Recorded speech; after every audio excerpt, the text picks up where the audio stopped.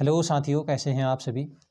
तो दोस्तों, बीपीडीओ का एग्ज़ाम नज़दीक है और उसी को ध्यान में रखकर मैं आपके लिए लाया हूं उत्तराखंड जीके के कुछ महत्वपूर्ण एमसीक्यू।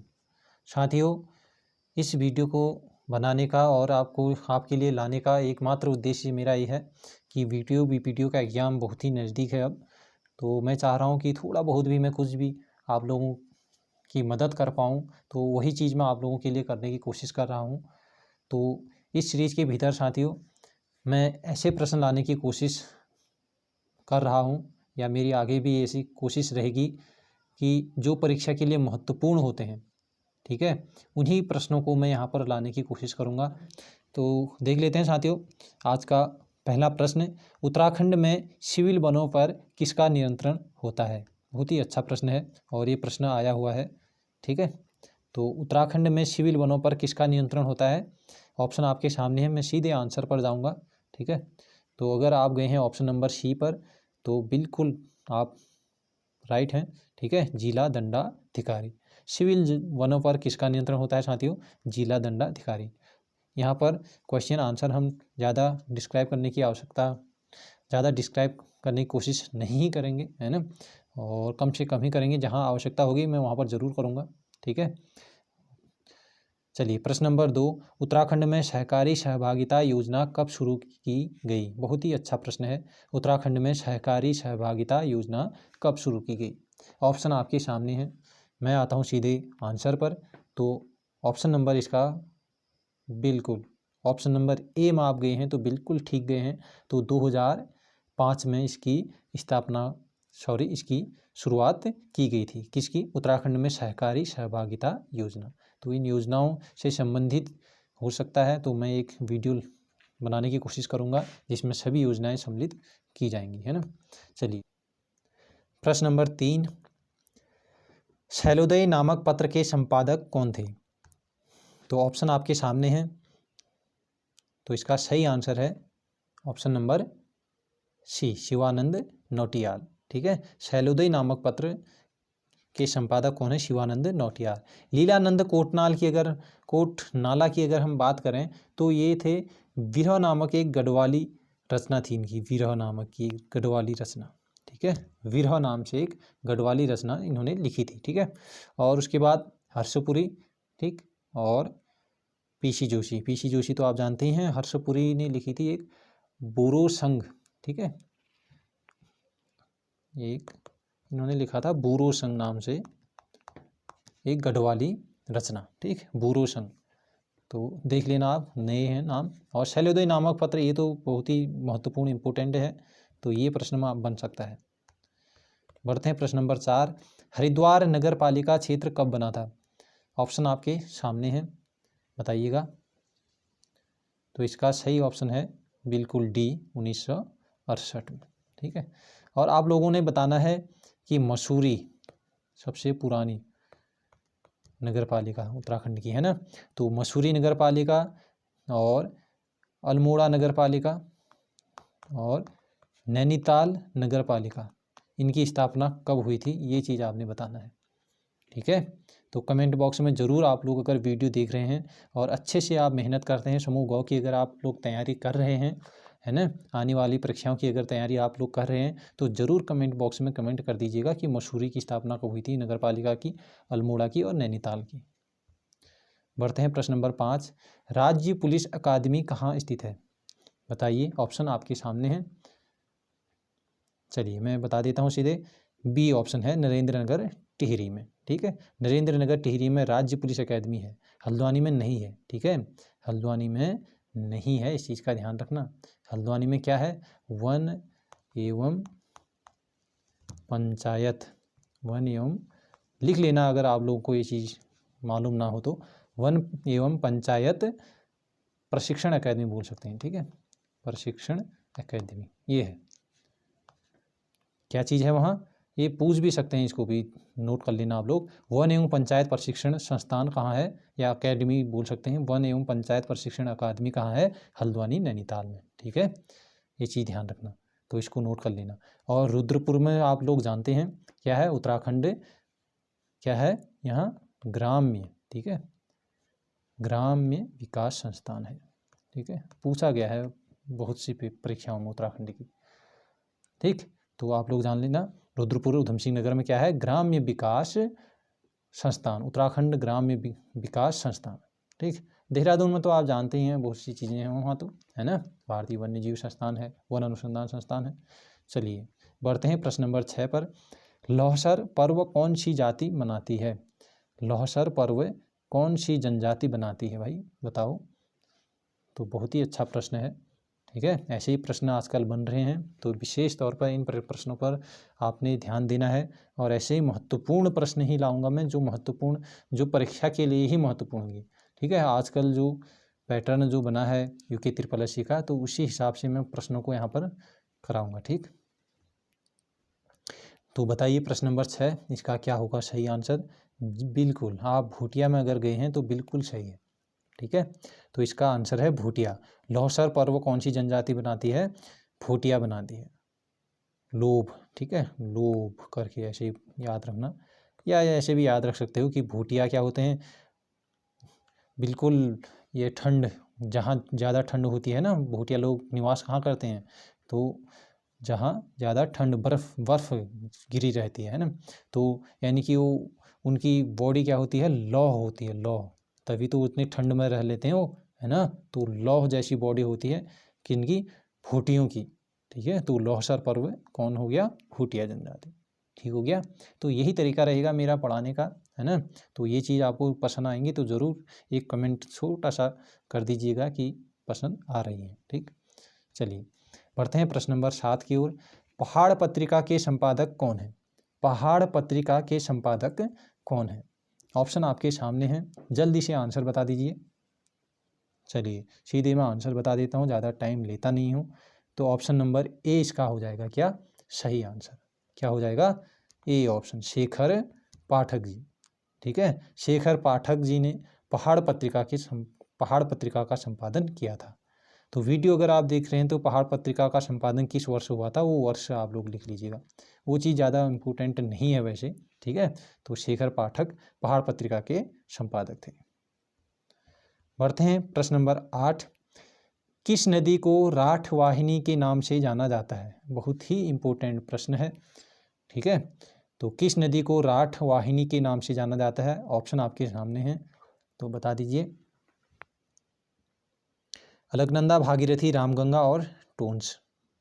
बहुत ही अच्छे ऑप्शन हैं यहाँ पर रखे हैं मैंने, ठीक है नहीं। तो जी हाँ, बिल्कुल, अगर गए हैं आप सी ऑप्शन में, बिल्कुल सही है, रामगंगा इसका क्या होगा? सही आंसर होगा, बिल्कुल। ठीक है, ये राठ वाहिनी के नाम से जानी जाती हैं, ध्यान देना। रामगंगा में भी रा आ रहा है और राठ में भी रा है, तो ये तो कनेक्ट आप अच्छे से कर सकते हो इसको, है ना। चलिए बढ़ते हैं प्रश्न नंबर 9। अक्षरी ताल या अप्सरा ताल कहाँ स्थित है? अक्षरी ताल या अप्सरा ताल कहाँ स्थित है? चलिए पहले इसके ऑप्शन देख लो, फिर लगाओ टिक, है ना। बताओ क्या होगा इसका सही आंसर? बिल्कुल, चमोली नहीं, सही आंसर होगा टिहरी में। ठीक है, अक्षरी ताल या अप्सरा ताल जिसको कहते हैं, ये कहाँ है? टिहरी में है। ठीक है, चमोली में फिर क्या था? फिर वो चमोली में था आछरिया ताल। ठीक है, वो क्या था? आछरिया ताल, वो है आछरिया ताल, अलग चीज़ है। ठीक है, अक्षरी ताल ये चीज़ अलग है और आछरिया ताल ये अलग है। ठीक है, आछरिया ताल पूछा जाएगा तो तब आप लोग कहाँ जाओगे? चमोली में, ये फूलों की घाटी के समीप से बहती है। ठीक है, सॉरी है वहाँ पर। ठीक है, फूलों की घाटी के बीच में। चलिए तो प्रश्न नंबर 10 में जाते हैं, ध्यान दिया ना। अक्षरी ताल या अप्सरा ताल जिसको कहते हैं, ये है टिहरी में, और आछरिया ताल कहाँ है? वो है फूलों की घाटी के आसपास। ठीक है, प्रश्न नंबर 10। तराई जिले का गठन कब हुआ था? बहुत ही महत्वपूर्ण है। तराई जिले का, कुमाऊं जिले का कब हुआ, है ना। ऐसे ही अब जो हमारे उत्तराखंड के 13 जिले बन गए हैं, इनकी स्थापना पूछ लेता है। ठीक, तो ये चीज़ ध्यान रखना। तो इसका सही आंसर क्या होगा? जिन्होंने पढ़ा है बिल्कुल गए होंगे राइट, और ऑप्शन नंबर इसका हो जाता है क्या? बी हो जाता है सही, 1842 में। ठीक है, बढ़े आगे। चलिए प्रश्न नंबर 11। नैनीताल में सबसे बड़ा भूकंप कब आया था? बहुत ही महत्वपूर्ण प्रश्न है। ठीक है, आजकल यूके ट्रिपल एससी किस टाइप के प्रश्न बना रहा है, ज़्यादातर डेट वाले। ठीक है, जो फैक्ट एकदम ये पूछता है कि किस ईयर में ये चीज़ हैं या कितने ये हैं। ठीक है, तो नंबर ज़्यादा पूछ रहा है। तो नैनीताल में सबसे बड़ा भूकंप कब आया था? अगर आप यूके पीसीएस या पीएससी इसकी तैयारी करते हैं तो वहाँ पर ये चीज़ें, इस टाइप के प्रश्न कम देखने को मिलते हैं, है ना। चलिए, नैनीताल में सबसे बड़ा भूकंप कब आया था? ऑप्शन आपके सामने हैं, सीधे बता दो इसका राइट आंसर। बिल्कुल, ऑप्शन नंबर ए क्या होगा सही आंसर, 18 सितंबर 1880। ठीक है, और ये जो बी ऑप्शन आप देख रहे हैं, इसमें भी थोड़ा कन्फ्यूजन हो रहे होंगे। ये है मालपा भूस्खलन वाली घटना जो हुई थी पिथौरागढ़ में। ठीक है, मालपा भूस्खलन हुआ था। ठीक हो गया, बढ़े आगे। और अभी एक 20 अक्टूबर को हुआ था, वो 20 अक्टूबर 1999 को, है ना। 20 अक्टूबर 1999 को उत्तरकाशी में आया था एक भूकंप। ठीक है, वो भी पूछ लेते हैं कभी, उत्तरकाशी में सबसे बड़ा भूकंप आया था 20 अक्टूबर 1999 को। अगला प्रश्न है, कुली एजेंसी की स्थापना कब हुई थी? बहुत ही अच्छा प्रश्न है। चलिए, ठीक है, कुली बिगार आंदोलन, कुली एजेंसी या कुली एजेंसी समाप्त हुई थी कब? ठीक है, ये बहुत ही अच्छे प्रश्न इस टाइप के बन जाते हैं। तो कुली एजेंसी की स्थापना हुई थी, इसी ऑप्शन है बिल्कुल सही, 1908। ठीक है, चलिए बढ़ते हैं प्रश्न नंबर 13 की ओर। देवदामिनी बुग्याल कहाँ पर स्थित है? तो देवदामिनी पर मैंने एक लेक्चर, एक बुग्याल ग्लेशियर दर्रे को सम्मिलित करके एक वीडियो बनाई थी, कल ही वीडियो अपलोड हुई है, तो आप लोग देख लेना उस वीडियो को भी। बुग्याल दर्रे और ग्लेशियर से अगर कोई प्रश्न बनेगा तो उस वीडियो को देखने के बाद मैं विश्वास दिलाता हूँ कि एक भी प्रश्न आपका नहीं छूटेगा। ठीक है, बुग्याल और ग्लेशियर दर्रों से। तो 13वां प्रश्न आप देख लीजिए, देवदामिनी बुग्याल कहाँ पर है, बताओ। ऑप्शन आपके सामने हैं, तो मैंने कुछ इसको रिलेट करके याद कराने की कोशिश कराई थी आप लोगों को। तो इसका ऑप्शन नंबर क्या है, ए सही है। ठीक है, उत्तर देव बोला था ना, उत्तर देव, देव उतर जा। ठीक है, देवदामिनी बुग्याल कहाँ है? उत्तर काशी में। प्रश्न नंबर 14 देख लीजिएगा आप, प्रसिद्ध दून स्कूल की स्थापना कब की? तो दून स्कूल की स्थापना कब की गई है, ये बताना है आपने। ऑप्शन आपके सामने हैं, बी ऑप्शन इसका बिल्कुल सही है। ठीक है, प्रसिद्ध दून स्कूल की स्थापना कब की गई? 1935। पूछ लेता है कि किसने की। ठीक है, ये महत्वपूर्ण प्रश्न बनता है। CR दास जी ने की थी, CR दास। ठीक हो गया, और जैसे दून स्कूल हो गया, और भी जैसे रैमजे स्कूल हो गया, और भी जितने भी स्कूल हैं। ठीक है, जैसे ये आपका सैनिक स्कूल घोड़ाखाल की स्थापना कब हुई? तो जो महत्वपूर्ण, जो पहले से जो कॉलेज या स्कूल बने हैं, इनकी स्थापना के बारे में पूछ लेता है कभी कभी, है ना, तो इनको भी याद रखना। प्रश्न नंबर 15, उत्तराखंड में नेशनल इंस्टीट्यूट ऑफ टेक्नोलॉजी यानी कि NIT कहाँ स्थित है, ये बताना है। NIT कहाँ है? बहुत से लोग जानते होंगे और कन्फ्यूजन भी हो जाते हैं वो लोग, कई लोग टिहरी और पौड़ी में, है ना। तो इसका सही जो आंसर है वो है, कहाँ है? पौड़ी में, श्रीनगर पौड़ी में है ना, श्रीनगर में ही है ये NIT। ठीक हो गया, चलिए प्रश्न नंबर 16, ट्राई कॉर्नर पास के नाम से किस दर्रे को जाना जाता है? बहुत ही शानदार प्रश्न है। ठीक है, ऐसे ही प्रश्न बनते हैं साथियों। ट्राई कॉर्नर पास के नाम से किस दर्रे को जाना जाता है? ऑप्शन आपके सामने हैं, जल्दी बता दो इसका सही आंसर। बिल्कुल, अगर आप गए हैं बी ऑप्शन में, राइट है एकदम। ठीक है ना, लिपुलेख दर्रे को किसके नाम से जानते हैं? Try corner. ठीक है, ट्राई कॉर्नर। ठीक है, 3 कॉर्नर। तो प्रश्न नंबर 17, उत्तराखंड का कौन सा नृत्य मणिपुर के राष्ट्र नृत्य के समान है? अच्छा, एक चीज कि मणिपुर के राष्ट्र नृत्य के समान जो ये नृत्य है, अच्छा पहले तो इसका आंसर बता दो। ठीक है, आंसर तो बता ही दिया होगा आप लोगों ने अगर पढ़ा होगा। ये ऑप्शन बिल्कुल सही है, चौफला नृत्य। ठीक है नहीं, तो चौफला नृत्य क्या बिहार के गुजरात के गरबा के समान भी होता है, ये चीज़ बता देना। ठीक है, चलिए। और मणिपुर के राष्ट्र नृत्य के समान तो होता है, ये चीज़ ध्यान रखना। तो आप लोग एक चीज़ ये भी जान गए हैं कि राष्ट्र नृत्य कहाँ का है, मणिपुर का, है ना। और मणिपुर के राष्ट्र नृत्य के समान कौन है, चौफुला। ठीक है। प्रश्न नंबर 18, उत्तराखंड में पटवारी प्रशिक्षण संस्थान कहाँ है। पटवारी प्रशिक्षण संस्थान कहाँ है? जी हाँ, अगर गए हैं आप ऑप्शन नंबर डी में तो ये अल्मोड़ा में है। ठीक है, पटवारी प्रशिक्षण संस्थान कहाँ है, अल्मोड़ा में।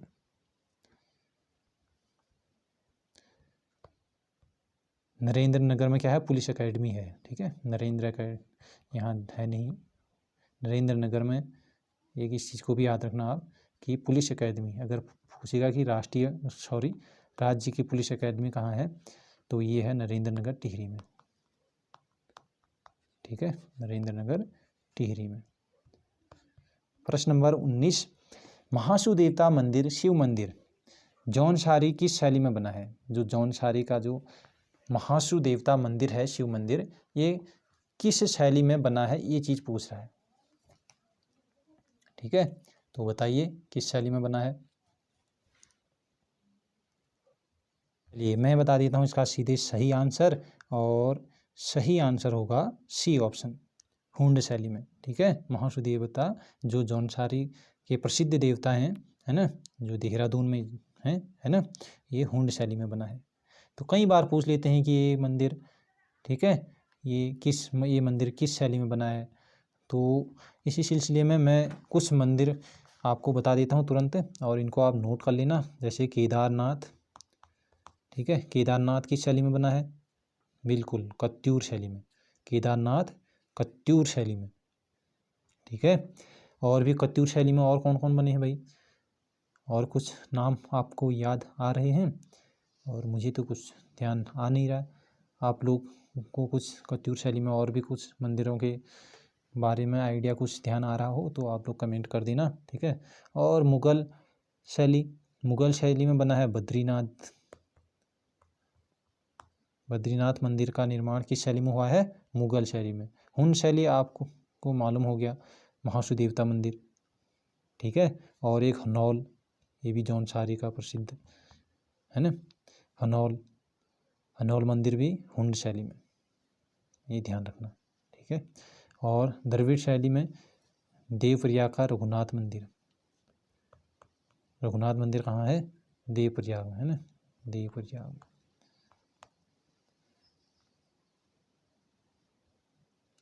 तो इन चीज़ों को ध्यान रखना, और भी आप सुन लेना, है ना। और भी जैसे कटारमल सूर्य मंदिर पूछ लेता है उत्तराखंड शैली में, कटारमल ये उत्तराखंड शैली में, उत्तराखंड भी शैली होती है, ठीक है, निर्माण की। तो उत्तराखंड शैली में कटारमल सूर्य मंदिर बना है। और उत्तराखंड शैली, इसी में एक मुझे ध्यान नहीं आ रहा है, एक मंदिर और था, हाँ, लाखा मंडल। ठीक है, लाखा मंडल का शिव मंदिर जो है, लाखा मंडल का शिव मंदिर, ये भी क्या है, उत्तराखंड शैली में बना है। ठीक हो गया। और जागेश्वर मंदिर है, ये केदारनाथ शैली में है। ठीक हो गया। और तुंगनाथ मंदिर पूछ लेते हैं कभी, तो ये भी कत्यूर शैली हो गया। और ज़्यादा यही चीज़ें। बढ़ते हैं आज के अंतिम प्रश्न पर। और वीडियो अच्छी लगी तो साथियों एक लाइक शेयर ज़रूर कर देना, है ना, और एक छोटा सा कमेंट कर देना। ठीक, चलिए प्रश्न नंबर 20, राजमाता गुलेरिया किसकी संरक्षिका थी। तो राजमाता गुलेरिया थी, ऑप्शन आपके सामने हैं, सीधे मैं आंसर बताता हूँ, है ना। तो बी ऑप्शन सही होगा, कीर्ति शाह। ठीक है, तो इसको कैसे याद रखेंगे, एक जैसे गुलेरी,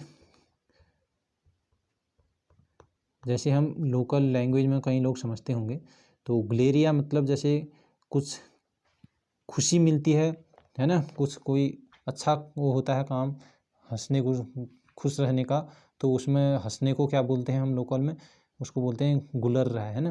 तो गुलर रहा है, इतना क्यों गुलर रहा है बोलते हैं, मतलब क्यों हंसी आ रही है, तो मतलब जब कोई कीर्ति कोई यश होगा तो तभी तो गुलरेगा आदमी, है ना। मतलब हमको हंसी तभी आएगी उसको, है। तो इसको थोड़ा सा रिलेट कर लेना ऐसे ही, ठीक है। तो कीर्ति शाह गुलेरिया हो गया। पृथ्वीपति शाह की संरक्षिका थी, आप सुन लेना बस, हो गया, है ना। लिखने तक थोड़ा सा टाइम लग जाएगा। तो पृथ्वीपति शाह की संरक्षिका थी कर्णावती, ठीक है। कौन थी? कर्णावती, राजमाता कर्णावती, कर्णावती, ठीक है, याद रख लेना चाहिए, कर्णावती। प्रदीप शाह की थी कनक देवी, कनक देवी। और नरेंद्र शाह की थी कौन सी? नौ से ही है, नेपोलियन, राजमाता नेपोलियन, राजमाता नेपोलियन, ठीक है। तो ये तो याद रहेगा आपको, कौन? नरेंद्र शाह की नेपोलियन 9 से ही है ना। और पृथ्वीपति शाह की याद रख लेना आप, ये क्या कहते हैं, कर्णावती, ठीक है, कर्णावती, ठीक है। और प्रदीप शाह की है कनक देवी, इनमें कन्फ्यूजन हो जाता है, ठीक। तो इनको थोड़ा सा याद रख लेना, ठीक। तो वीडियो अंत तक देखने के लिए आपका बहुत बहुत धन्यवाद। आगे मिलेंगे अच्छी वीडियो के साथ।